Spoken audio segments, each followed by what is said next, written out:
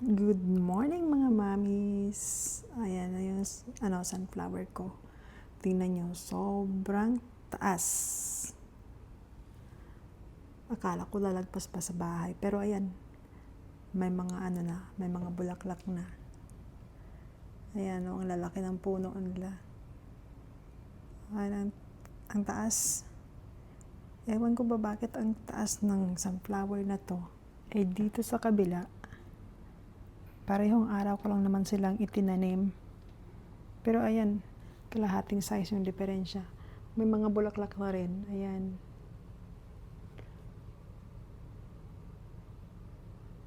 Yung sa kabila, ang tataas nila. Ewan ko ba.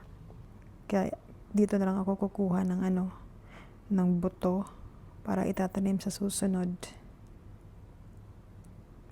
Kasi yung sa kabila sobrang taas. Diba? Tingnan nyo. Hanggang dun. Yung puno ang lalaki. Hanggang doon talaga. Sobrang taas. Pero maganda siya kasi tingnan nyo sa mga dahon niya. May mga bukol. So marami yung bulaklak niya. Hindi lang yung sa pinaka-mother niya. Sa taas. Meron pa sa mga sa mga dahon. Magandang tingnan yan pag nag-open na yung bulaklak niya. Pero ito, ikakat ko to pag nag-open na.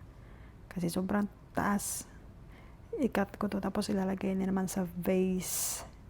Diba? Para yung asawa ko hindi nabibili ng bulaklak. Halos araw-araw bumibili. Tuwing namamatay, nalalanta yung bulaklak sa vase. Bumibili yan. Yun ang promise niya sa akin dati. Nung wala pa ako dito. Bibili niya ako ng bulaklak araw-araw. Which is natutupad naman. Magugulat lang ako galing trabaho. Dumaan pa talaga ng tindahan para lang bumili ng bulaklak.